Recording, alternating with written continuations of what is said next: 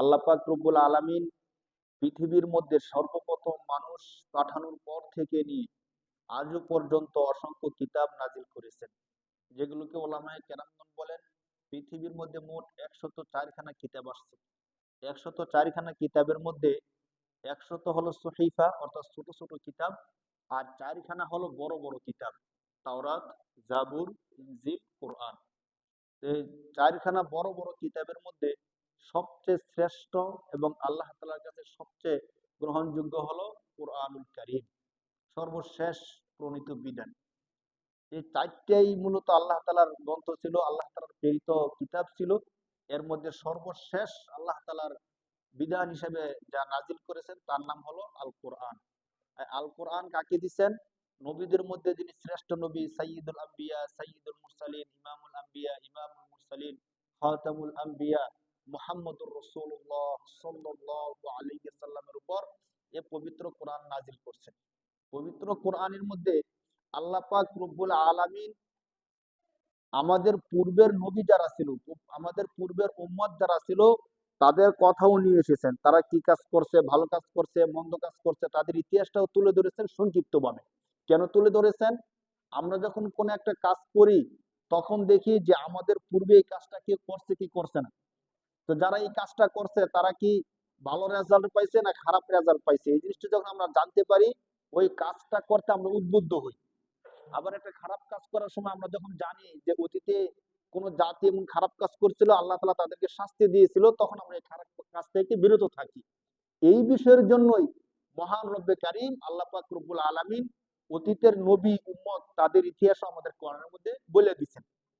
দেখেন, সহিহ হাদিসের মধ্যে ছোট্ট একটা গল্প এমন ভাবে আসছে যে হাসরের ময়দানে আল্লাহ পাক রব্বুল আলামিন যখন অন্য অন্য উম্মতদের থেকে হিসাব নিতে থাকবেন, তুমি এই গুনাহটা করছো, এই অপরাধ করছো, তখন সে অস্বীকার করবে, বলবে যে না আল্লাহ আমি অপরাধ করি নাই, আমি এই গুনাহ করি নাই। আমাদেরকে না, আমাদের নবীর পূর্বের উম্মতদেরকে যখন হিসাব নিকাশ করবে তখন তারা মিথ্যা কথা বলা শুরু করে দিবে, জাহান্নামীরা। তখন সে বলবে আমি খারাপ কাজ করি নাই, ভালো কাজ করছি, এই করছি ওই করছি।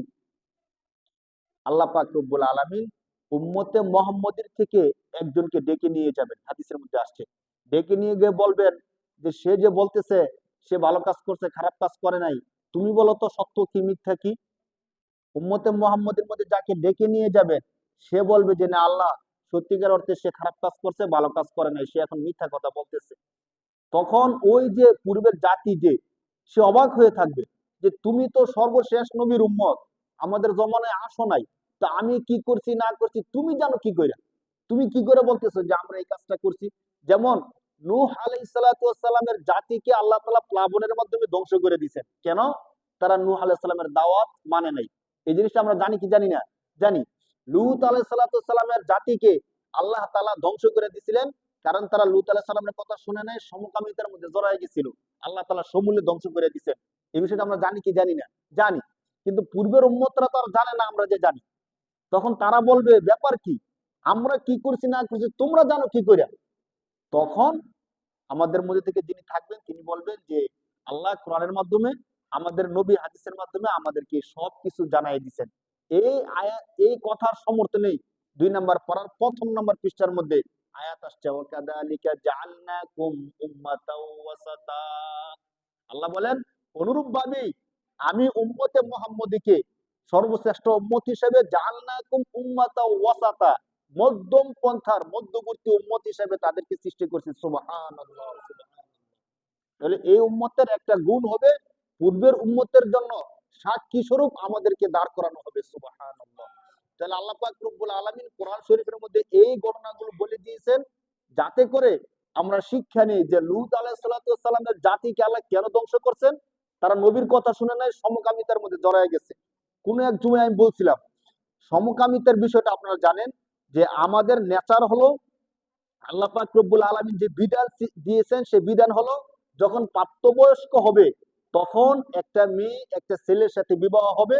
বিবাহ হওয়ার পরে তাদের মধ্যে যে চাহিদা আছে সমস্ত চাহিদা তারা বৈধভাবে কি করতে পারবে? পূরণ করতে পারবে। বিবাহ বহির্ভূত ভাবে চাহিদা পূরণ করার কোনো সুযোগ নাই। এটা হলো শরিয়ার বিধান এবং সামাজিকভাবে আমাদের বাংলাদেশের মধ্যে বৈধভাবে বিষয়টা আছে ইসলামের দৃষ্টিতে এবং রাষ্ট্রীয় দৃষ্টিতে। কিন্তু সমকামিতা কি? সমকামিতা হলো একজন পুরুষ আরেকজন পুরুষের সাথে, একজন নারী আরেকজন নারীর সাথে। বলেন নাউজুবিল্লাহ। এটা শুধু এখনকার না, অতীতের অনেক ইতিহাসের মধ্যে এর প্রমাণ আছে। এখনকার সময়ে সেটা এত ব্যাপকভাবে হয়ে গেছে যে পৃথিবীর অনেক রাষ্ট্রের মধ্যে পুরুষের সাথে পুরুষের বিবাহ এবং মহিলার সাথে মহিলার বিবাহ আইনগতভাবে বৈধতা দিয়ে দিছে। বলেন নাউজুবিল্লাহ। এখন চিন্তা করে দেখেন, যে রাষ্ট্রের আদালত পুরুষের সাথে পুরুষের বিবাহ বৈধতা দিয়ে দেয়, মহিলার সাথে মহিলার বিবাহের বৈধতা দিয়ে দেয়, সে আদালতে কেমন, আর ওই আদালত যারা পরিচালনা করে তারা কেমন? যদি সুস্থ মেজাজ থাকে, এটা কি সম্ভব বলেন? একটা পুরুষের সাথে আরেকটা পুরুষ যায় কি করে? এটা তো ভাবনাই মুশকিল। বাকি এখনো এই কাজটা করা হচ্ছে। তখন আল্লাহ পাক রব্বুল আলামিন তাদেরকে ধ্বংস করে দিয়েছেন কেন?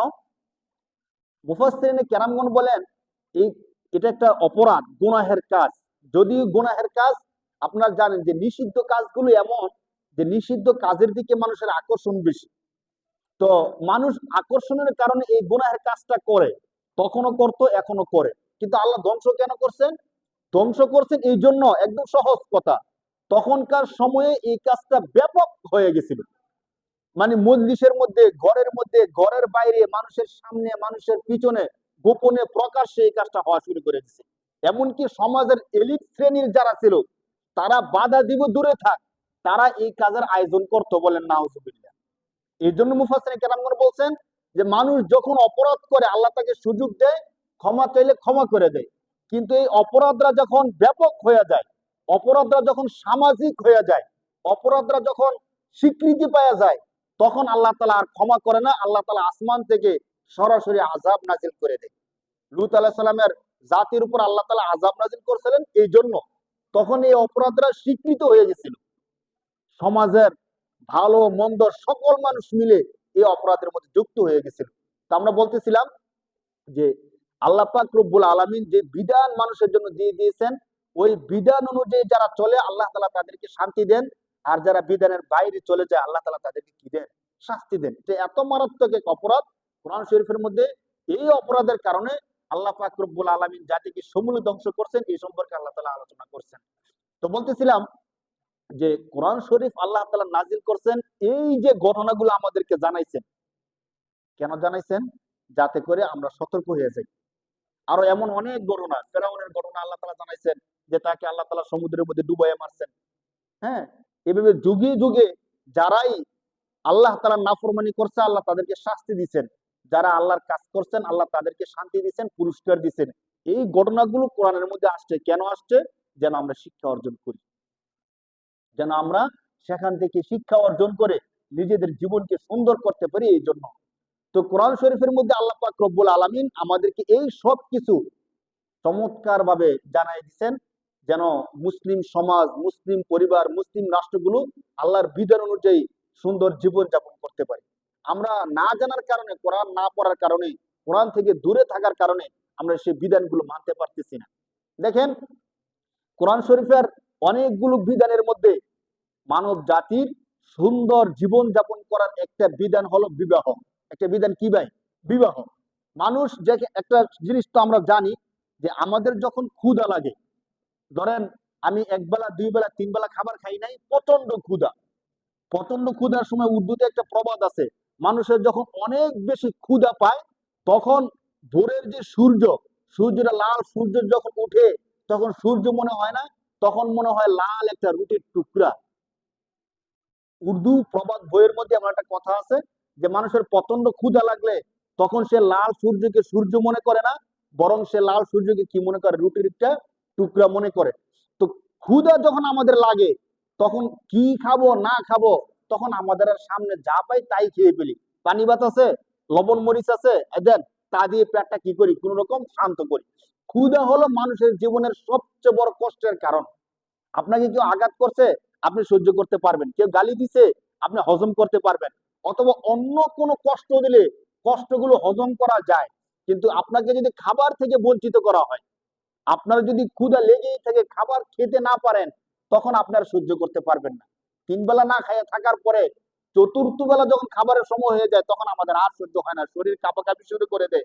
কি খাবো না খাবো, সামনে যদি ভালো পানি থাকে ভালো পানি, পানির মধ্যে যদি কিছু ময়লাও থাকে আর কোনো খাবার নাই, ওই ময়লা পানি কি করা শুরু করে, খাওয়া শুরু করে দেয়। দেখবেন আমি নিজের চোখে দেখছি, যখন প্রচন্ড গরম রৌদ্র পড়ে, তখন ধরেন আমি একদিন দাঁড়াইছিলাম ছাদের মধ্যে বা দোতলা বিল্ডিং এর মধ্যে, একটা কুকুর পানির পিপাসা এত বেশি হয়ে গেছে যে সে পিপাসার কারণে সাধারণ পানি পাইতেছে না, এখানে কিছু ড্রেনের ময়লা পানি আছে না, এই ময়লা পানিগুলো খাইতেছে। ময়লা পানি খাইতেছে কেন বলেন? ওই যে প্রচুর পিপাসার কারণে। যদি প্রচুর পিপাসা না হইতো এই ময়লা পানি খাওয়ার কথা না, কিন্তু কুকুর খাইতেছে। অনেক সময় মানুষও দেখবেন যে ক্ষুধার কারণে খাবার না পেয়ে ডাস্টবিনের মধ্যে, যে রাস্তার মধ্যে ডাস্টবিন আছে ময়লা ফালায়, সে ওই রাস্তা দিয়ে আমরা যাওয়ার সময় কি করি, নাকের মধ্যে হাত দেই, রুমাল দেই, ওই রাস্তা দিয়ে আমরা হাঁটি না। দেখবেন কিছু কিছু মানুষ ওই ডাস্টবিনের মধ্যে গিয়ে খাবার খুঁজতেছে। কেন খাবার খুঁজতেছে বলেন? ক্ষুধার কারণে। আপনি বলবেন কি নোংরা, কত নিচু মনের, কত নিকৃষ্ট মানুষ, ডাস্টবিনের মধ্যে কুকুর খাবার খুঁজবে, শিয়াল বিড়াল খাবার খুঁজবে, সে মানুষ হয়ে ডাস্টবিনের মধ্যে কি খুঁজতেছে, খাবার খুঁজতেছে। আরে ভাই, এটা তো আমি আর আপনি বলতেছি, কিন্তু কোন কষ্টের, কোন ক্ষুধায় সে ডাস্টবিনের মধ্যে খাবার খুঁজতেছে তাকে গিয়ে জিজ্ঞেস করেন, সে জানে ভালো। কারণ এখানে যে গন্ধ আছে, এখানে যে নাপাক অপবিত্র আছে, ক্ষুধার কষ্ট তার এই গন্ধকে ভুলাই দিছে। আমাদের পেট ভরা, আমাদের ভালো পোশাক আছে, এই জন্য আমাদের নাকের মধ্যে গন্ধ লাগে না। আর তার পেটে এত বেশি ক্ষুধা, এত ক্ষুধার যন্ত্রণা, যে ক্ষুধার যন্ত্রণা তাকে গন্ধ শুকতে ভুলাই দিচ্ছে, ঠিক না বলেন? তো প্রচন্ড ক্ষুধা যখন লাগে, মানুষ এই কাজগুলো করতে বাধ্য হয়। এখন আসেন, আল্লাহ পাক রব্বুল আলামিন কোরআনুল কারীমের মধ্যে এক আয়াতের মধ্যে মানব জীবন চমৎকার ভাবে পরিচালনা করার জন্য বিবাহ নামক একটা বিধান দিয়েছেন। বিবাহ নামক কি দিয়েছেন ভাই? একটা বিধান দিয়েছেন আল্লাহ পাক রব্বুল আলামিন।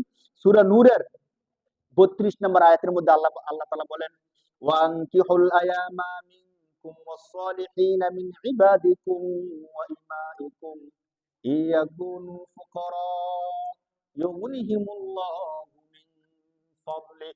আল্লাহ তাআলা বলেন যে আমার বান্দারা, আনকিহুল আয়ামা মিনকুমুস সালিহিনা মিন ইবাদিকুম ওয়া ইমাইকুম, তোমরা শোনো, তোমাদের মধ্যে যারা বয়সে উপযুক্ত হয়ে গেছে, যাদের পরিণত বয়স হয়ে গেছে, যারা আমার সৎ সৎ লোক যারা আছে, তোমাদের অধীনস্থ যারা আছে, তোমরা তাদেরকে বিবাহ করায় দাও।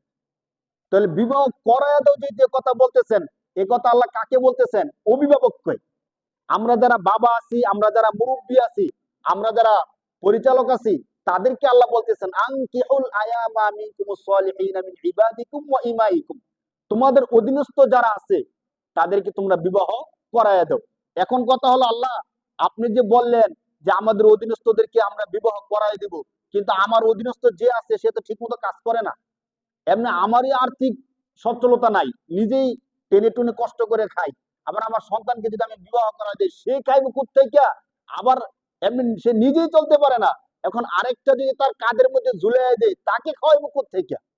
মানে আমাদের সন্তানদেরকে বিবাহ করানোর সময় সবচেয়ে বড় প্রশ্ন হলো এটা। আপনি বিশ্বাস করেন, আমরা যেহেতু সমাজকে নিয়ে চলি, সমাজের মধ্যে থাকি, সমাজের ভালো মন্দ ছোট বড় প্রায় সবাই কিন্তু আমাদের সাথে সম্পৃক্ত। আমাদের সাথে সবাই কম বেশি তার গল্প কষ্ট ভালো মন্দ শেয়ার করে, তখন আমরা সবকিছু প্রায় জানতে পারি। তো যে সকল যুবক ছেলেরা আমাদের কাছে এসে বলে যে আমার বিবাহের দরকার, কিন্তু আমার পরিবার বা আমার আত্মীয় স্বজন বিবাহ করাইতে এখন রাজি না, তাদের মন্তব্য কি? তাদের কথা হলো যে এখন তোমার বিয়ের বয়স হচ্ছে ঠিক 25 বছর, কিন্তু আমরা চাইতেছি তুমি আর 5টা বছর বিদেশ করে আসো, কিছু টাকা পয়সা জমাও, এরপরে তোমার টাকা দিয়ে তুমি কি করবা? বিবাহ করবা। এখন এই 5 বছর সে কি করবে বলেন? স্বাভাবিকভাবে 25 বছর হইলে তো বিয়ের বয়স হয়ে যায় না? তো 25 থেকে নিয়ে 30, যদি 5 বছরই তাকে রেখে দেন বিবাহ ছাড়া, এই 5 বছর সে চলবে কি করে? আমাদের যখন স্বাভাবিক খাবারের ক্ষুধা লাগে, তখন একদিনে আমরা থাকতে পারি না, একদিনের জায়গায় 2 দিন হয়ে গেলে আমরা মরার অবস্থা। যখন আমাদের শরীরের চাহিদার ক্ষুধা লাগে, তখন এই ক্ষুধা যদি বৈধভাবে মিটাইতে না পারে, তখন স্বাভাবিকভাবে সে অবৈধ পথে যাওয়ার চেষ্টা করবে, ঠিক কিনা বলেন? যখন সে ভালো খাবার পাইতেছে না, তখনই তো সে ডাস্টবিনের মধ্যে গিয়ে ময়লা খাবার খুঁজতেছে। তাকে জিজ্ঞেস করেন যে আপনি ময়লা খাবার কেন খুঁজতেছেন? ময়লা খাবার তো মানুষ যেগুলো ফালাই দিছে ওইগুলো ডাস্টবিনের মধ্যে আছে, তো আপনি ভালো খাবার না খেয়ে এই ময়লা খাবার কেন খুঁজতেছেন, নিতেছেন? সে কি বলবে? যে ভাই আমি গরিব মানুষ, ফকির মানুষ, মিসকিন মানুষ, আমি তো ভালো খাবার খাওয়ার সামর্থ্য আমার নাই, এই জন্য আমি ময়লা খাবার নিতেছি। তো এখন যাকে আমরা তার সময় হয়ে যাওয়ার পরও বিবাহ করাচ্ছি না, যখন আল্লাহ না করুক সে যখন গুমরা হয়ে যায়, ভ্রান্ত পথে পা বাড়ায়, যখন সে পতিতার দিকে যাওয়ার চেষ্টা করে, তখন যদি তাকে বলা হয় যে তুমি এমন নম্র ভদ্র ভালো মানুষ, তুমি কেন এখানে আসছো, তখন কি সে বলবে না যে বৈধভাবে পাই নাই, এই জন্য আমি কেন এখানে অবৈধভাবে এখানে আসছি, বৈধভাবে না পাওয়ার কারণে। আল্লাহ পাক রব্বুল আলামিন অভিভাবকদেরকে বলতেছেন, আনকিহুল আয়ামা মিনকুম ওয়াস-সালিহিনা মিন ইবাদিকুম ওয়া ইমাইকুম, হে অভিভাবকরা, তোমাদের অধীনস্থ যারা আছে, যদি তোমাদের সামান্য সুযোগও থাকে, তোমরা তাদেরকে বিবাহ করায় দাও। এখন আল্লাহকে প্রশ্ন করা হলো যে আল্লাহ, আপনি যে বললেন বিবাহ করায় দিব, বিবাহ করায় দিতে তো কোনো সমস্যা নাই, বিবাহ করায় দিতে আমাদেরও ভালো লাগে, আমরা হচ্ছে আমাদের সন্তানদেরকে বিবাহ করায় দিই, কিন্তু সে খাবে কি, আবার তার স্ত্রীকে খাওয়াবে কি, সে তো নিজেই চলতে পারে না। যদি একটা ছোট্ট একটা জব করে 20,000 টাকা 10,000 টাকা স্যালারি পায়, এই 20,000 টাকা দিয়ে সে কিভাবে বিবাহ করবে? 20,000 টাকা দিয়ে কি এখন বিবাহ করা যায়? আল্লাহ পাক রব্বুল আলামিন বলতেছে, বান্দা চিন্তা করুন, এখানে দুইটা বিষয়। একটা হলো আমাদেরকে সৃষ্টির বহু আগে রিজিকের ফয়সালা করছেন কে? এই জিনিসটা কিন্তু আমরা তখন ভুলে যাই। চিন্তা করে দেখেন, যখন আমার ছেলেকে বিবাহ করাবো ভাবতেছি, তখন এই জিনিসটা আমাদের মাথায় থাকে না। তখন মনে করি আমার ছেলে নিজেই চলতে পারে না, এখন আরেকটা মেয়ে নিয়ে আসবে, তাকে খাওয়াবে কি? ভাই, যাকে নিয়ে আসবে তার রিজিকের ফয়সালা আমি করব নাকি আল্লাহ করবে? বলেন কে করবে? তাকে যে আল্লাহ সৃষ্টি করছে, রিজিক দিবেন কে? সে আল্লাহ। তো যে আসবে সে তার রিজিক নিয়ে আসবে, আমি কেন এই চিন্তা করতে যাই? এক নম্বর কথা। দুই নম্বর কথা হলো, আল্লাহ তাআলা সন্দেহ না রাইখা স্পষ্ট করে বলতেছেন, কোরআনের আয়াত আজকে শুনে যান, সূরা নূরের 32 নম্বর আয়াতের মধ্যে আল্লাহ তাআলা বলতেছেন, তুমি টেনশন করতেছো যে তোমার সন্তান দরিদ্র, তুমি দরিদ্র, সে নিজেই খাইতে পারে না, বিবাহ করলে খাওয়াবে কোত্থেকে? শোনো, ইয়াকুনু ফুকারা ইউগনিহিমুল্লাহু মিন ফাদলি, এর থেকে চমৎকার কথা আর হতে পারে না। আল্লাহ বলতেছেন তুমি তোমার সন্তানকে বিবাহ করায় দাও, যদি ফকর, এই শব্দটা আমরা বুঝি, ফকর মানে ফকির। হ্যাঁ, আল্লাহ বলতেছেন ইয়া কোন ফকর, যদি সে ফকির হয়, ইউগনিহিমুল্লাহু মিন ফাদলি, আল্লাহ দয়া করে তাকে ধনী বানায় দিবেন। সুবহানাল্লাহ। একটু খেয়াল করছেন এই কথা কার? আল্লাহর। কিন্তু কোরআন শরীফের 18 নম্বর পারার সূরা নূরের 32 নম্বর আয়াতে আল্লাহ বলতেছেন, তোমাদের অধীনস্থ যারা আছে তোমরা তাদেরকে বিবাহ করায় দাও। আমরা প্রশ্ন করলাম, আল্লাহ বিবাহ যে করায় দিব, খাবে কি, খাওয়াবে কি? নিজেই চলতে পারে না। আল্লাহ বলতেছেন যদি সে ফকির হয়, আমাদের সন্তানরা কি ফকির? বলেন, আমাদের কারো সন্তান কি ফকির? ফকির না। আমি চলতে পারতেছি, খাইতে পারতেছি, সে অনুযায়ী আমার সন্তানও ধরেন উচ্চবিত্ত না, মধ্যবিত্ত না, নিম্নবিত্ত, ফকির তো না। আল্লাহ বলতেছেন যদি ফকিরও হয়ে থাকে, আমি আল্লাহ তাকে ধনী বানায় দিব। বলেন সুবহানাল্লাহ। এখন এখানে কয়েকটা কথা থাকে, দেখেন, যেখানে আল্লাহ পাক রব্বুল আলামিন বলতেছেন যে তোমরা বিবাহ করায় দাও, আমি আল্লাহ ধনী করে দেব, এরপরও আমাদের সমাজের মধ্যে দেখবেন যখন আমাদের সন্তানকে বিবাহ করাতে যাই, তখন আমাদের সামনে অনেক কিছু এসে দাঁড়ায়। কারণ কি জানেন, আমাদের সমাজটা অদৃশ্যভাবে এমন কিছু সিস্টেমের জালে আটকে আছে, আমরা চাইলেও ওই জালকে ছিন্ন করতে পারি না। যখন আপনি সন্তানের বিবাহের নাম নিবেন, তখন আত্মীয় স্বজন সবাইকে দাওয়াত করতে হবে, এখানে লক্ষ লক্ষ টাকার একটা খরচ আছে। আপনার সন্তানের যে বন্ধু বান্ধব আছে, তারা আবদার করবে যে তোমার বিবাহের মধ্যে কিন্তু গান বাজনা দিতে হবে বন্ধু, যদি বিবাহের মধ্যে গান বাজনা না দাও, তোমার সাথে আমাদের আর সম্পর্ক নাই। বলেন নাউজুবিল্লাহ। তাহলে গান বাজনা দিতে হলে আবার এখানে গায়ে হলুদ দিতে হবে।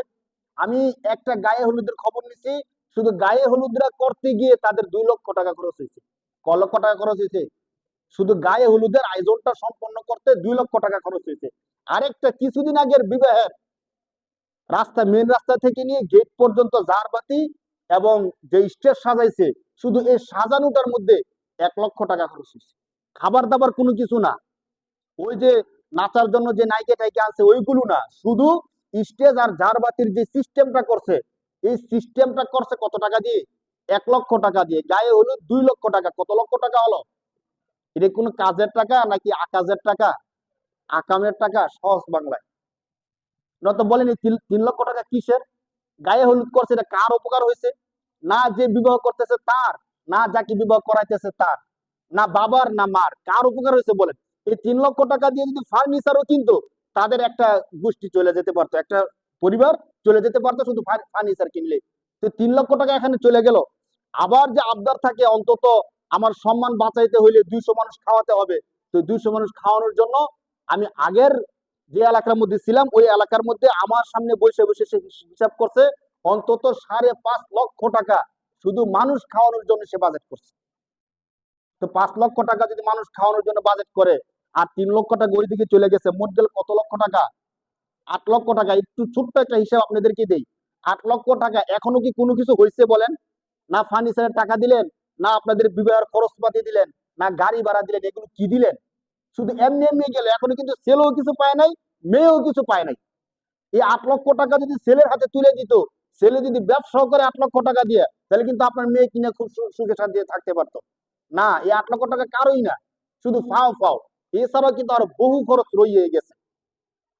আমরা যখন গান বাজনা করি, গান বাজনার আয়োজন করতে গিয়ে সেরা যে মেশিন গুলো ভাড়া আনতে হয় না, এগুলো বাজাইতে গিয়ে আর কত খরচ হয় না? চিন্তা করে দেখেন এখানে আর কতগুলো খরচ। তো আল্লাহ বলতেছেন বিবাহ করায় দাও, যদি সে গরিব হয় আমি আল্লাহ ধনী বানায় দিব। কিন্তু আমরা যখন বিবাহ করাইতে যাই, তখন চাই দেখি আল্লাহ তাকে আমি বিবাহ করাবো, বিবাহের নামটা নিলেই তো 5 লক্ষ টাকা হাতে নিতে হবে। আর এই 5 লক্ষ টাকা হইতেছে না, আবার কিছু লোন নাও, কিছু ব্যাংক লোন নিয়ে, কিছু কিস্তিতে টাকা তুলে, বন্ধু বান্ধব আত্মীয় স্বজন থেকে কিছু ঋণ করে, এরপরে আমরা বিবাহের নাম নিই। এইগুলো করতে করতে করতে করতে আমার সন্তানের বিবাহর নামই আমি নিতে পারতেছি না। অথচ দেখেন এই যে কাজগুলো করলাম, এগুলো কি লাভের কাজ করলাম নাকি ক্ষতির কাজ করলাম? আসেন কোরআন হাদিসের দৃষ্টিতে সংক্ষিপ্ত ভাবে আমরা একটু বলি। হাদিসের মধ্যে রাসূলুল্লাহ সাল্লাল্লাহু আলাইহি সাল্লাম বলেন, আযমুন নিকাহ বারকাতান আইসারুহা মুআনাতান। স্পষ্ট হাদিস। আল্লাহ রাসূল সাল্লাল্লাহু আলাইহি সাল্লাম বলেন, ওই বিবাহের মধ্যে সবচেয়ে বেশি বরকত যে বিবাহের মধ্যে খরচ কম। যে বিবাহের মধ্যে কি কম? ওই বিবাহের মধ্যে সবচেয়ে বেশি কি বরকত। এখন আমি যে বিবাহের বাইরে ওই শুধু স্টেজ, গান, নাচানাচি, গায়ে হলুদ আর খাবার দাবারের মধ্যে 8 লক্ষ টাকা শেষ আমার অলরেডি। আবার মেয়েকে বিবাহ দিতে হলে আরো কিছু দিতে হয় না? সামাজিক ভাবেও তো কিছু না কিছু দিতে হয়, আমরা দেই। যতই বলি যে দেওয়া ঠিক না, এই নেই সেই না, আমরা কিছু না কিছু মেয়েকে দিয়েই দেই। এখন দিয়ে যে দেই, ওখানে তো আরো লক্ষ লক্ষ টাকা আমাদের খরচ হতে হয়। এইভাবে মিনিমাম যদি একটা বিয়ের মধ্যে 10 লক্ষ টাকা খরচ ধরেন, একদম কাটছিট করে করে 10 লক্ষ টাকা খরচ ধরেন, তখন আমাদের সন্তানদেরকে আমরা কিভাবে বিবাহ করবো বলেন? যখন সন্তান বিবাহের কথা বলে, তখনই আমাদের মাথার মধ্যে 10 লক্ষ টাকার একটা বোঝা আইসা চাপে, যে তুমি যে বাবা বিবাহের কথা বলতেছো, আমারও তো মনে চায় ঘরের মধ্যে বউ আনি, তোমাকে বিবাহটা করাই। কিন্তু তোমার বিবাহটা করাইতে গেলেই এখন 10 লক্ষ টাকার একটা চাপ আমার চলে আসবে। আর যারা আরো উপরে শ্রেণী আছেন, তারা তো জানেন 10 লক্ষ টাকা কিছুই না, শুধু বিবাহের শুরুতেই 10 লক্ষ টাকা খরচ হয়ে যায়। অথচ রাসূলুল্লাহ বলতেছেন ওই বিয়ের মধ্যে বরকত বেশি যে বিয়ের মধ্যে খরচ কম। তো আমি বিয়ের মধ্যে অতিরিক্ত খরচ কইরা, খরচটা যদি আপনি কাজের মধ্যে করেন কোনো সমস্যা নেই ভাই। আপনার কোটি কোটি টাকা আছে, আপনি গ্রামের মানুষকে খাওয়ান না, খাওয়াই যদি কোনো সমস্যা নাই, না যায় কিছু না। কিন্তু অবৈধ কাজ করলে ওইটা না, না যায়। তো আমি প্রথমে রাসূলুল্লাহর এই কথাটাকে লঙ্ঘন করলাম। একটু খেয়াল করেন। মানে ওই যে আপনারা একটা ছোট্ট প্রশ্ন করতে পারেন যে হুজুর, আমরা তো অনেক সময় দেখছি যে দরিদ্র বিবাহ করছে, সে দরিদ্রই থাকে, ধনী হয় না। তো কি হলো? আল্লাহ তো বলছেন সে গরিব হলে তাকে ধনী বানিয়ে দিবেন। এখন দেখেন আমরা বিবাহ করাইতে গিয়ে আমরা যে কাজগুলো করি, এই কাজগুলো যদি আল্লাহর সন্তুষ্টিক্রমে হয়, তখন না আল্লাহ আল্লাহর কথা রাখবেন, ঠিক না ভাই? কিন্তু আমরা যদি আল্লাহকে না ফরমানি করে এই কাজগুলো করি, আল্লাহ কি আল্লাহর কথা রাখবেন? আল্লাহ বলছেন যদি দরিদ্র হয় বিবাহ করাই দাও, আমি আল্লাহ ধনী বানাই দিব। কিন্তু আমরা বিবাহ করাইতে গিয়ে সেরে এমন কিছু কাজ করি যে কাজগুলোর দ্বারা আল্লাহ নারাজ হয়, আল্লাহর রসুলও নারাজ হয়। যার কারণে বিবাহের মধ্যে আল্লাহ তো ধনী বানাইবে দূরের কথা, বিবাহের পরের দিন থেকেই আমাদের সংসারের মধ্যে, দাম্পত্য জীবনের মধ্যে মারামারি, কাটাকাটি, বিশৃঙ্খলা লেগেই থাকে, লেগেই থাকে। আপনাকে যদি বলি যে দুইটা সম্পর্ক, কোন সম্পর্কের মধ্যে সবচেয়ে বেশি মনোমালিন্য হয়, আপনি বলবেন বিয়ে বিয়ে বা শ্বশুর শাশুড়ির যে সম্পর্কটা আছে, এই সম্পর্কের মধ্যে সবচেয়ে বেশি মনোমালিন্য হয়। যত ভালোই হোক আপনি বিবাহ করায় দেন, বিবাহ করায় দেওয়ার 1 বছর 2 বছরের মাথায় আপনি দেখবেন শ্বশুর বাড়ি আর বাবার বাড়ির সাথে দ্বন্দ্ব লাগবেই লাগবে। আমাদের সমাজের মধ্যে লাগে কি লাগে না বলেন? দেখবেন তারা অনেক ভালো ছিল। অনেক সময় হয় কি, বন্ধুর মেয়ে বন্ধুর ছেলে একসাথে বিবাহ করাইছে, সারা জীবন বন্ধু ছিল, কিন্তু বিবাহ করানোর 1 বছর বা 2 বছরের মাথায় বন্ধুত্ব আর থাকতেছে না। এই সমস্যা ওই সমস্যা, ঠিক মতো যৌতুক দেওয়ার কথা ছিল যৌতুক দেয় নাই, ছেলেকে বাইক দেওয়ার কথা ছিল দেয় নাই, মেয়ের উপর অত্যাচার করে, এই করে সেই করে, এগুলোর মাধ্যমে ঝগড়াঝাটি লেগেই থাকে। লেগে থাকবে না কেন? দেখেন, মেয়েটাকে যখন আপনি বিবাহ করতেছিলেন, আপনার বন্ধুদের আবদারে, এই আবদারে ওই আবদারে আপনি গায়ে হলুদ করছেন লক্ষ লক্ষ টাকা দিয়ে, গান বাজনা করছেন লক্ষ লক্ষ টাকা দিয়ে, এই টাকাগুলো কি কারো না কারো থেকে খরচ হয়েছে না ভাই বলেন? আমাদের বাংলাদেশের মানুষের তো এত অডালা টাকা নাই যে শুধু শুধু টাকা ফেলে দিবে। তো যার থেকে টাকাটা খরচ হয়েছে তার মনে তো একটা কষ্ট আছে। তো এত সে চিন্তা করে, আমার মেয়েটাকে 10 লক্ষ টাকা খরচ করে বিয়ে করাইলাম, ছেলে মনে হয় সোনার সোহাগা করে এমন ভাবে রাখবে যে দুধে দেওয়া তুলসী পাতার মতো, আমার মেয়ের পায়ের মধ্যে মাটি লাগতে দিবে না, শুধু খাটের মধ্যে বসায় বসায় খাওয়াবে, কারণ 10 লক্ষ টাকা খরচ করে আমি বিয়ে দিছি।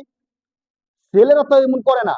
নেওয়ার পরে ছেলেরা মনে করে ঘরের মধ্যে মেয়ে আনছি বউ আনছি মানে এখন কাজ কারবার করবে, পরিবারকে পরিচালনা করবে, এই সব কিছু করবে। তো এগুলো করতে কি কষ্ট হয়? আর মেয়ে মনে মনে চিন্তা করে রাখে, আমার বাবা এতগুলো টাকা খরচ করে তোমার কাছে বিবাহ দিয়েছে, তুমি তো আমাকে সেবা করে চলবা। যে খাটের মধ্যে খাটটা তো আমার বাবার টাকার কিনা, যে ফ্ল্যাটটার মধ্যে থাকতেছে ওই ফ্ল্যাটটা আমার বাবাই কিনে দিছে। কিন্তু যখন সে এভাবে পায় না তখনই দ্বন্দ্বটা লাগিয়ে যায়। কারণ মেয়ে তো জানে যে বাবা নিজের টাকা ছিল না, সে লোন করে টাকাই না অনুষ্ঠানগুলো করছে, বাবা লোন করে টাকাই না তোমার হাতে আমাকে তুলে দিছে, আর তুমি আমার সাথে খারাপ ব্যবহার করো, তখন থেকে মানে শুরু হয়ে যায়। কিন্তু দেখেন, যদি হাদিসটা মানতো, যে হাদিসের মধ্যে রাসূলুল্লাহ বলছেন যে বিবাহের মধ্যে খরচ কম ওই বিবাহের মধ্যে বরকত বেশি, তখন দুনো পক্ষেরই খরচ কম হইতো। আমাদের সমাজে কিন্তু এক পক্ষ খরচ করে আরেক পক্ষ বসে থাকে এমন না, দুনো পক্ষই খরচ করতে হয়। যেমন আগে বলছিলাম, যে দৌড়ে তারও কষ্ট হয়, যাকে দৌড়ায় তাকে তারও কষ্ট হয়। এখন মেয়ের বাবা অনেক বেশি খরচ করে, এখন ছেলের বাবাকেও খরচ করতে হয়। এখন দুইজনই সমান সমান খরচ করতে গিয়ে দুইজনের পকেট ফাঁকা। এখন দুইজনই দুইজনের উপর রাগ করে থাকে যে আমি তো আরো অনেক বেশি পাইতাম, এগুলো পাইলাম না। দুইজনে এগুলো থাকার কারণে মন মালিন্য থেকেই থাকে। যদি আমরা দুপক্ষী হাদিসটা মানতাম যে না, খরচ কম বরকত বেশি, তো এটাই তো ভালো।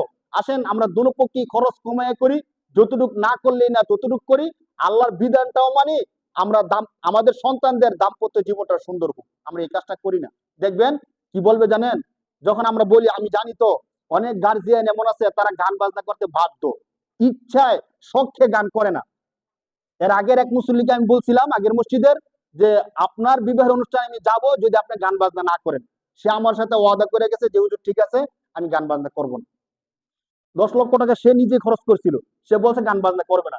কিন্তু তার মেয়েরা ছেলেরা এমন ভাবে তাকে ধরছে, গান বাজনা করতে হবেই হবে।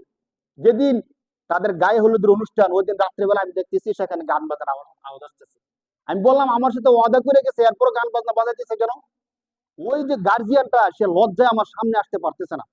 তখন অন্য একজন লোক এসে বলছে যে হুজুর সে খুব চেষ্টা করছে, এমনকি তার মেয়েদেরকে বলছে যে আমি 20,000 টাকা দিয়ে তোমাদেরকে স্বর্ণের জিনিস বানাই দিব। তখনকার সময় বলছিল যে তোমাদেরকে 20,000 টাকা দিয়ে আমি স্বর্ণের জিনিস বানাই দিব, এরপরও তোমরা গান বাজনাটা করো না।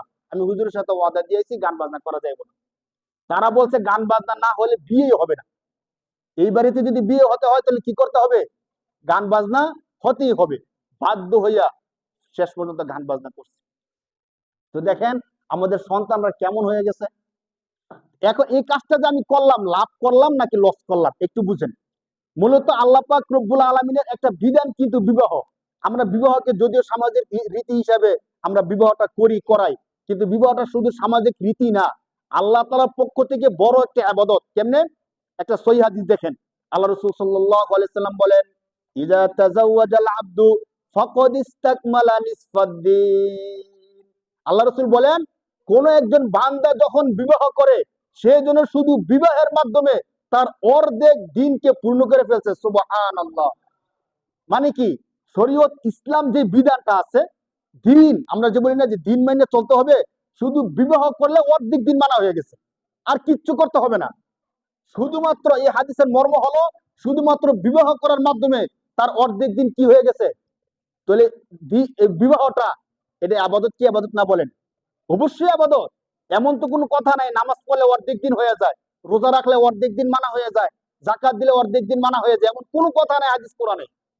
শুধু কেউ যদি শরীয়ত মেনে বিবাহ করে তার অর্ধেক দিন পূর্ণ হয়ে যায়। সুবহানাল্লাহ। আল্লাহ রাসূল বলেন ফালিয়াত্তাকিল্লাহা নিসফাল বাকি, আর বাকি অর্ধেক দিন যেন সে একটু কষ্ট করে মানে, তাহলে সে পূর্ণ দিন মানা হয়ে যাবে, সে জান্নাত পেয়ে যাবে। এক নম্বর কথা।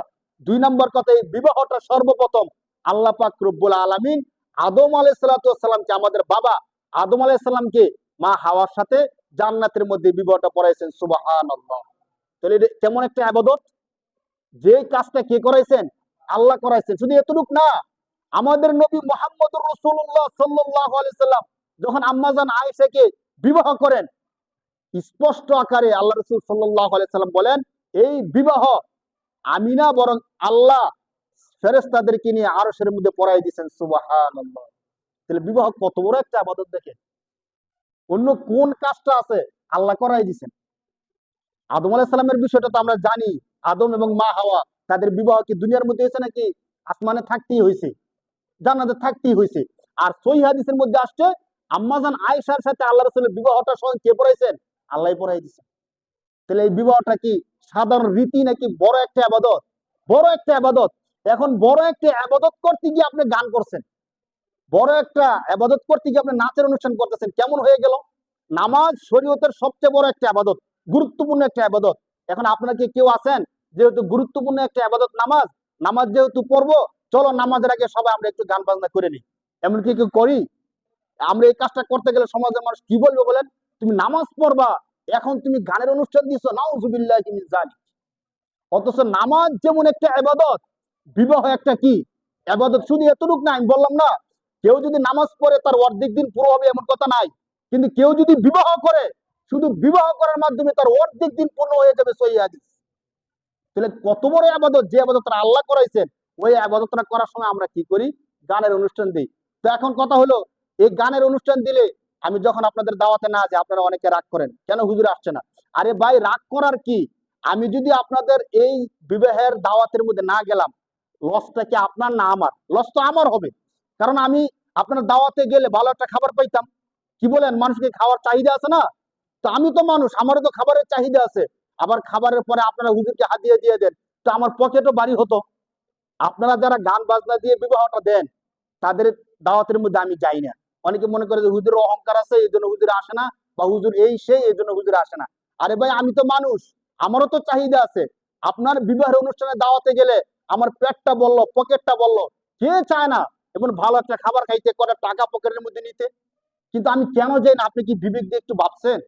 দেখেন, আপনি যে খারাপ কাজটা করছেন, এই কাজটা করার কারণে আপনি না, শুধু আপনার সন্তানদের ভবিষ্যৎকে আপনি নষ্ট করে দিচ্ছেন।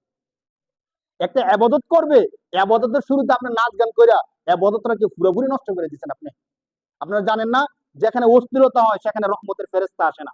তো বিবাহের অনুষ্ঠানের মধ্যে যখন গায়ে হলুদ হয়, যখন গানের অনুষ্ঠান হয়, নাচানাচি হয়, আপনি চিন্তা করে দেখেন আপনার ছেলে এবং আরেকজনের মেয়ের মধ্যে একটা বৈধ সম্পর্ক হইতেছে, কিন্তু আপনার ছেলের আরো যত বন্ধু বান্ধব আসে, আর যত গার্লফ্রেন্ড বয়ফ্রেন্ড যারা আসে, তাদের যখন সাক্ষাৎ হয়, আপনারা কি হাদিসটা জানেন না যে বেগানা পুরুষকে, নারীকে চোখ দিয়ে দেখলে চোখের জিনা হয়, অন্তর দিয়ে কল্পনা করলে অন্তরের কল্পনার জিনা হয়, হাত দিয়ে ধরলে হাতের জিনা হয়, পা দিয়ে হাঁটলে পায়ের জিনা হয়।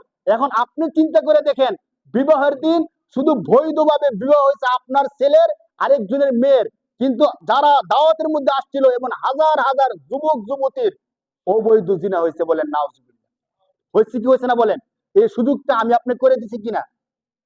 এই যে আমার সন্তানের বিবাহের দিন শত শত ছেলে মেয়ের অবৈধ জিনার একটা সুযোগ আমি করে দিছি, আপনার কি মনে হয় আমি খুব ভালো একটা কাজ করছি? কি কাজ করছি বলেন? খারাপ কাজ করছি কিনা স্বীকার করেন, খারাপ কাজ করছি কিনা? আপনারা যারা মনে করেন যে হুজুরে কেন আমার দাওয়াতের মধ্যে আসতো না, ভাই আমি এই জিনিসটা বোঝানোর চেষ্টা করি যে আপনি যে এই কাজটা করলেন ভালো কাজ করেন নাই সত্যিকার অর্থে। যদি শুধু এতটুকু হতো যে গুনাহ হয়েছে, তাহলে কিন্তু এক কথা ছিল। মানুষ তো গুনাহ করে, গান শোনে না, গান করে না, করে তো শুনে তো। শুধু গুনাহ না, আপনি 100% বিশ্বাস রাখেন, আপনি এই গান বাজনা গায়ে হলুদের মাধ্যমে আপনার সন্তানের ফিউচারটাকে ধ্বংস করে দিচ্ছেন। আপনি বুঝতেছেন না তো কেন ধ্বংস করে দিচ্ছেন? বিবাহ ছিল আল্লাহর বিধান, আল্লাহর আদেশ। আল্লাহর আদেশটা পালন করতে গিয়ে আপনি শুরুতে নাচ গান দিচ্ছেন। নাচ গান দিলে আল্লাহ কি খুশি হয় না রাগ হয়? সবাই একটু বলেন। যদি আমরা বিবাহ শুরুতে যে নাচ গানটা দেই, অনুষ্ঠানটা করি, এই অনুষ্ঠানটা করলে আল্লাহ রাগ হয় না খুশি হয়? আল্লাহকে রাগ করাইয়া কেউ কি ভালো থাকতে পারবে বলেন? যে আল্লাহ আমাদেরকে শান্তি দিবে, দোয়া করি কার কাছে? আল্লাহর কাছে, যে আল্লাহ আমাদেরকে সুখময় দাম্পত্য জীবন দান করেন, আমাদেরকে এই দান করেন, ওই দান করেন, নেক সন্তান দেন। সবকিছু কাকে বলি? আল্লাহকে। এখন হুজুর যে দাওয়াত খাইলো, যেই বিবাহের মধ্যে গান বাজার অনুষ্ঠানটা করলেন, সবকিছু 3 দিন পর্যন্ত মেয়ে নাচাইলেন, নাচানোর পরে বিবাহ শাদী হইলো, খাবার দাবার খাইয়া হুজুরে ওই গানের অনুষ্ঠান যেখানে হয়েছে ওইখানে তো খাবারটা হয় না, ওখানে হুজুর খাবার খাইয়া আল্লাহর কাছে বলতেছে যে আল্লাহ আপনি এই বিবাহের মধ্যে রহমত বরকত দেন, আল্লাহ দাম্পত্য জীবনে সুখময় দাম্পত্য জীবন দেন, এই দেন ওই দেন। তখন তো আল্লাহ আরশ থেকে বলে যে আরে হুজুর আপনি কি দেখেন নাই 3 দিন পর্যন্ত নাচ গান হয়েছে, আমি আল্লাহর নাফরমানি হয়েছে, এখানে তো আমি আল্লাহ গজব দেওয়ার জন্য ঠিক করে রাখছি, আর আপনি আইসা 2টা খাবার খাইয়া পকেটটা ভারী করে বলতেছেন যে আল্লাহ রহমত দেন। বলেন নাউজুবিল্লাহ। ধরেন মানুষ দেখছে না দেখছে, আল্লাহ দেখছে কি দেখছে না? আল্লাহ তো দেখছে ভাই। এই জন্য আল্লাহর ওয়াস্তে আপনাদেরকে বলি, গান বাজনা মানুষ করে, আপনারাও করেন, অনেকেই করে, কম বেশি কেউ না কেউ করে, কিন্তু অন্তত বিবাহের সময় আপনারা এই কাজটা করেন না। কেন করেন না? আপনাদের সন্তানদের যে ফিউচার লাইফটা আছে, ভবিষ্যৎ জীবনটা আছে, এই জীবনটাকে নষ্ট করে দিয়েন না দয়া করে। অন্য কিছু করেন, গান বাজনা করতে গিয়ে যে 2 লক্ষ টাকা খরচ হবে, এই 2 লক্ষ টাকা আপনার ছেলেকে দিয়ে দেন, সে একটা ব্যবসা বাণিজ্য করবে, অথবা অন্য ভালো কোনো একটা কাজ করেন। যদি আপনার টাকা এত বেশি হয়ে যায়, মাদ্রাসার মধ্যে দান করে দেন, একটা মসজিদ করে দেন, একটা এতিমখানা করে দেন, এতিমদের জন্য একটা খাবার দাবারের ব্যবস্থা করে দেন। শুধু শুধু গায়ে হলুদ নাচ গানের অনুষ্ঠান করে টাকাগুলো নষ্ট করেন না ভাই। কেন? এর মাধ্যমে আপনার সন্তানের ফিউচারটা নষ্ট হয়ে যায়। এখন দেখেন, আমার সন্তানের ফিউচার যখন নষ্ট হয়ে যায়, কালচারালি সে বড় হতে থাকে, সে চিন্তা করে, সে যখন আবার বড় হয় যে আমার বিবাহের মধ্যে যেমন নাচ গান হয়েছে, তো তখন আবার তার যখন সন্তান হয়, তখন সে চিন্তা করে যে আমার সন্তানের বিবাহের মধ্যে নাচ গান না করলে কেমন দেখা যায়, আমার বাবা টাকা পয়সা খরচ করে আমার বিবাহের মধ্যে নাচ গান করছে, তো আমার সন্তানের মধ্যে আমি করতে হবে। এইভাবে যুগ যুগ বংশ পরম্পরা এই গুনার কাজটা চলতে থাকে। সে যদি আপনার কথা স্মরণ করে আবার এই নাচ গানটা করে, আপনি তখন কবরে আছেন, আপনি কি শান্তি পাইবেন না কষ্ট পাইবেন? কষ্ট পাইবেন ভাই। এই জন্য বলি, বিবাহটা আল্লাহর পক্ষ থেকে একটা নিয়ামত এবং অনেক বড় একটা ইবাদত। অনেক বড় একটা কি ভাই? ইবাদত। যে ইবাদতের ক্ষেত্রে রাসূলুল্লাহ সাল্লাল্লাহু আলাইহি সাল্লাম বলছেন আন নিকাহু মিন সুন্নতি। রাসূল আরো স্পষ্ট করে দিয়েছেন। আল্লাহ রাসূল বলেন আন নিকাহু মিন সুন্নতি, বিবাহ হলো আমি রাসূলের একটা সুন্নাহ, আমি রাসূলের একটা আদর্শ। হাদিসের মধ্যে আসছে 3 জন সাহাবী আল্লাহ রাসূলের কাছে গিয়ে বলছিল যে আল্লাহ রাসূল আমাদের মনে চায়, একজন বলতেছে যে আমার মনে চায় আমি সারা রাত্র ইবাদত করি, সারা দিন রোজা রাখি, বিবাহ শাদী করব না, ঘর সংসার কিচ্ছু করব না, শুধু ইবাদতই করব, ইবাদতই করব। এই কথাগুলো শোনার পরে রাসূলুল্লাহ সাল্লাল্লাহু আলাইহি সাল্লাম বলতেছে দেখো এটা আমার আদর্শ না। আমি রাসূল কি ঘুমাই না? হ্যাঁ রাসূল আপনি ঘুমান। আমি কি খাবার খাই না? খান। আমি কি রোজা রাখি না? রাখি। রাত্রে ইবাদত করি না? করি। কয় দেখো আমি রাসূল রোজাও রাখি, আবার খেয়েও থাকি, না খেয়েও থাকি, রাত্রে ঘুমাই, আবার রাত্রে সজাগ হই, বিবাহ শাদী করছি, আমার সন্তানও আছে, সংসারও আছে। তখন রাসূলুল্লাহ সাল্লাল্লাহু আলাইহি সাল্লাম বলছেন যে নির্জনে জংলায় গিয়ে বসে বসে ইবাদত করার থেকে ঘর সংসার করে পরিবার পরিজনকে ঠিক রেখে ইবাদত করা 1000 গুণ উত্তম। বলেন সুবহানাল্লাহ। তাইলে এই উত্তম কাজটা করতে গিয়ে আমরা যখন অনুত্তম কাজটা করে ফেলি, তখনই তো আমাদের কিছু ঠিক থাকে না। আপনাদেরকে বলি, ধরেন একজন স্টুডেন্ট যখন পরীক্ষার হলের মধ্যে যায়, এখন লেখালেখি শুরু করে দিছে, লেখালেখি শুরু করে সে 2টা প্রশ্নের জবাব দিবে, 2টা প্রশ্নের জবাব দিতে গিয়ে একটা প্রশ্ন ফুল জবাব দিছে 30 নাম্বার, আরেকটা প্রশ্ন ফুল ভুল জবাব দিছে, তাহলে তার 30 নাম্বার শেষ হয়ে গেছে না বলেন? এখন সে কিন্তু প্রশ্নের জবাব দিছে 2টাই, একটা সঠিক আর একটা ভুল। একটা সঠিক হওয়ার কারণে তার নাম্বার ছিল 30, আরেকটা ভুল হওয়ার কারণে তার 30 নাম্বার কি বাতিল হয়ে গেছে। তো এখন সে যদি বলে যে আমি কেন ভালো রেজাল্ট করলাম না, আমি তো 2টা প্রশ্নের জবাব দিছিলাম, ঠিক ওই ব্যক্তির মতো হবে আমরা যারা বলি যে বিবাহ শাদী করাইছি রহমত বরকতের জন্য, আল্লাহ তো রহমত বরকত দিল না, সে বিবাহ শাদী করাইছে, বিবাহ শাদীর পূর্বে আবার গান বাজনা করাইছে, বিবাহ শাদী করাইছেন ইবাদত হইছে, গান বাজনা করছেন গুনাহ হয়েছে। সমান সমান না, সমান সমান না। কেন সমান সমান না? কারণ আপনি যে গান বাজনা করাইছেন এই জন্য রাগ করছে কে? কে রাগ করছে বলেন? আল্লাহ রাগ করার কারণে আল্লাহ তাআলা পরবর্তীতে রহমত বরকত আর দেয়। এই জন্য আপনাদেরকে বলি অন্তত নিজের বুঝতে নিজে বুঝার চেষ্টা করেন। নিজের টাকাও গেল, আমার সন্তানের ভবিষ্যৎটাও নষ্ট হলো, কেউ কি জেনে বুঝে এই কাজটা করতে পারে বলেন? এমন হতো যে টাকা পয়সা খরচ হয় না, ফ্রি ফ্রি গায়ে হলুদের অনুষ্ঠানটা করলো, ফ্রি ফ্রি নাচ গান হয়ে গেল, এমন তো না। লক্ষ লক্ষ টাকাও খরচ হয়, আবার আল্লাহও সন্তুষ্ট হয়, আমার সন্তানের ফিউচারটাও নষ্ট হয়। কেন এই কাজটা করতে যাবো ভাই? নিজের টাকায় কিনে বিষ কে খায় বলেন? যার মাথা নষ্ট সে খায়, ঠিক কিনা বলেন? মানে একজন সুস্থ মস্তিষ্ক থাকলে নিজের টাকা দিয়ে কিনে কি বিষ কেউ খাইবে? খাইবে না। কখন খাইবে? যখন মাথা নষ্ট হয়ে যায়, তখন দুনিয়ার বুঝ বুদ্ধি সব নষ্ট হয়ে যায়, তখন নিজের টাকা দিয়ে কিনে বিষ খেয়ে অনেকে মরে যায় না, মরে যায়। আপনাদের মধ্যে কেউ যদি এমন পাগল থাকে অথবা মেধা নষ্ট হয়ে গেছে এমন কেউ থাকে যে আমি এখন আমার মেধা ঠিক নাই, সে যেন বিবাহের মধ্যে গান বাজনা করে, নিজের টাকা দিয়ে নিজে বিষ কিনে খেলে যেমন সমস্যা, নিজের টাকা খরচ করে একটা বৈধ আল্লাহর বড় একটা আবাদতের মধ্যে গান বাজনা করলে তদ্রুপ সমস্যা হয়। আল্লাহ তাআলা আমাদের সবাইকে বোঝার তৌফিক দান করুন বলে আমি